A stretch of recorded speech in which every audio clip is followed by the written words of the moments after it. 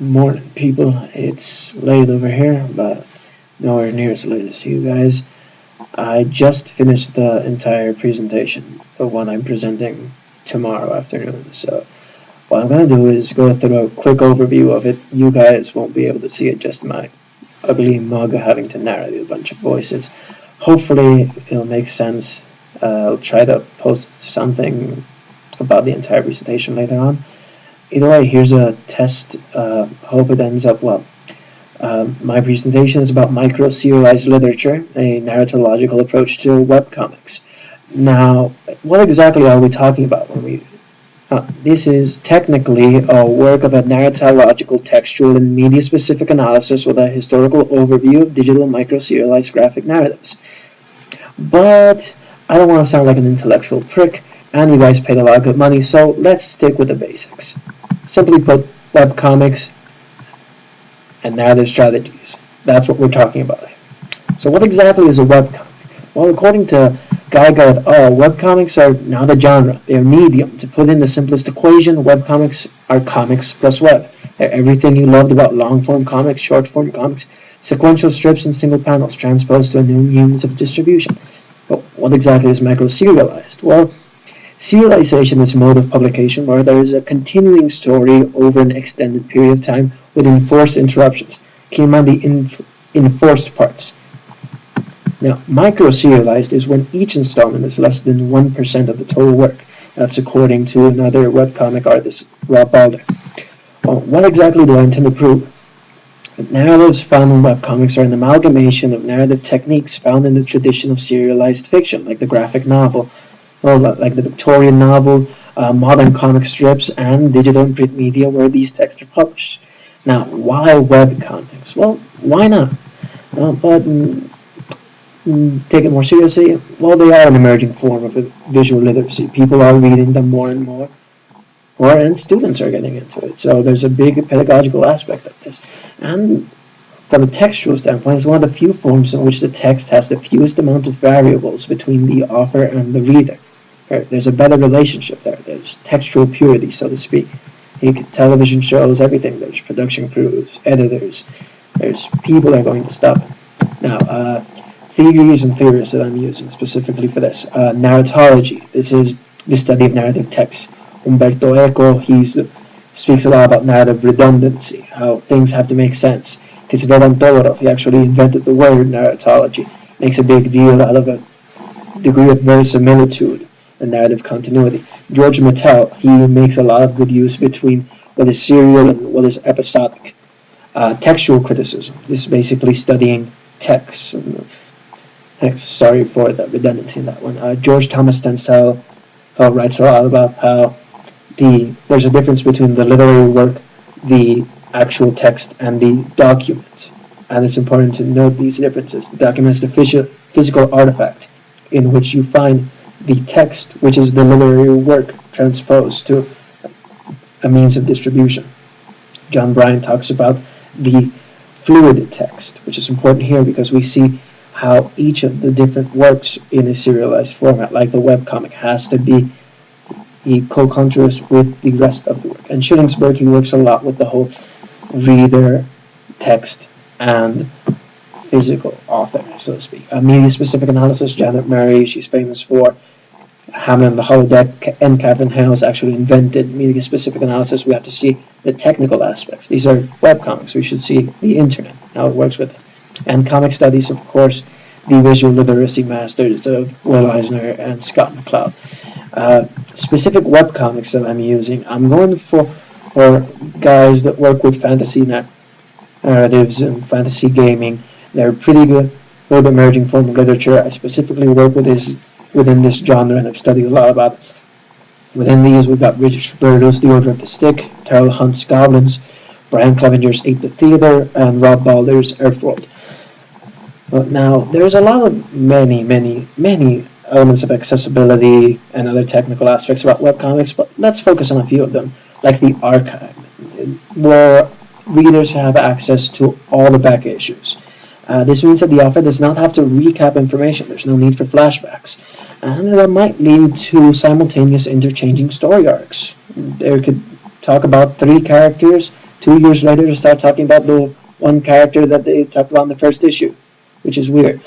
But, for example, Goblin's comic has a button called Previous in Story Arc, just to help when you're going through the archive, going through the actual story.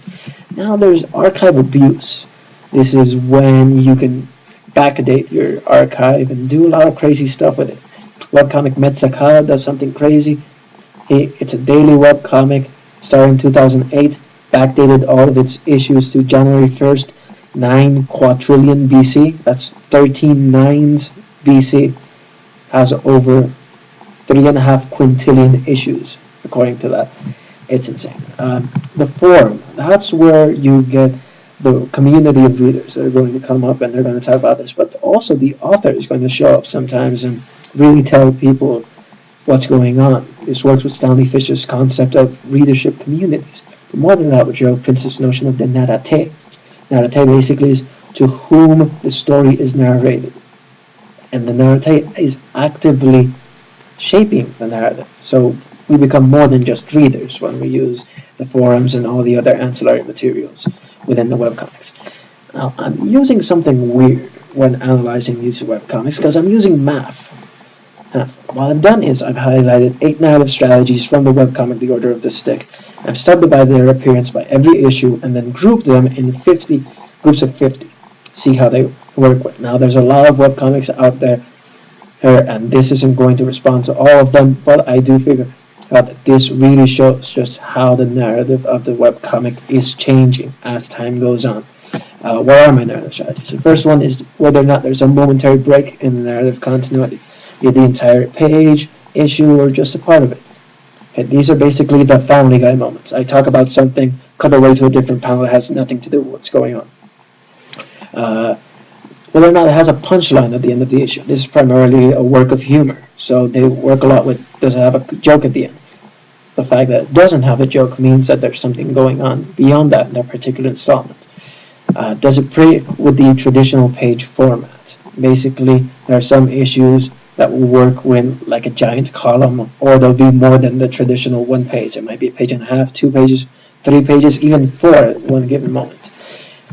Does it have a direct reference to the comic or publishing format? This is basically when they make fun of the fact that, hey, that happened 80 strips ago. That's a long time. What are you talking about? Or that guy just went up for 3 panels. So he should be okay. Does it contain a direct reference to middle literary concepts? Basically, that they know that they're part of the genre of fantasy gaming. They know that there's different aspects. They know this is a subquest, this is a plot, this is foreshadowing. Does it contain a reference to Dungeons and Dragons? This is primarily a work of parody for Dungeons and Dragons, so they're going to make fun of the rules of it like crazy. And if you know Dungeons and Dragons, it works out for you. If you don't, well, you miss out on a big part of the narrative. Does it contain a direct reference to the reader? Does it break the fourth wall entirely and just says, hey, reader, how you doing? And finally, does it have a reference to persons, places, ideas, events, etc., to something or someone outside of the webcomics? Now, these might be anachronistic issues, these might just be allusions to other literary works, or sometimes they just do something crazy and say, hey, hurry up, I gotta watch the Olympics, which actually happens in one of the comics. And with this table, you can see just how much it changes between each issue. Specifically, the allusions have gone way up from the first ones to the last ones. References to the reader have gone down exponentially, and a lot of the page-breaking formats have gone up. So you can see that, yes, it is changing, and which makes up for very interesting. These are only 400 of these 700 plus issues, because I am planning on working the entire 700 for my final work. Okay, now, in conclusion, I say that readers are temporal beings, and they're different at each moment in time when they exist. The reader changes and will forever be a dynamic entity of perception. Yet the text and the author are perceived to be frozen in what moment in time, and are thus impervious to chronological change, since the texts themselves are static. The texts of serialized narratives are composed of many such moments that together combine into one much larger narrative work. Webcomics allow the reader to see the narrative in flux directly, as it takes shape as a text, By analyzing how narrative strategies are used in webcomics and how these are shaped by their serial nature, one can obtain a greater understanding of the narrative process. That's it. I sort of sped through a lot of these. You can't see the tables or a lot of the comic issues I'm putting in there, so you're missing out on that. See if I can post later on the rest of the stuff. Let me know. I've got a little under 12 hours to actually change this stuff, so if you tell me, no, change it, it sucks, give me specific examples, please, so I can do this as quickly as possible. Wish me luck, guys. Hopefully I'll update tomorrow with good news. Bye.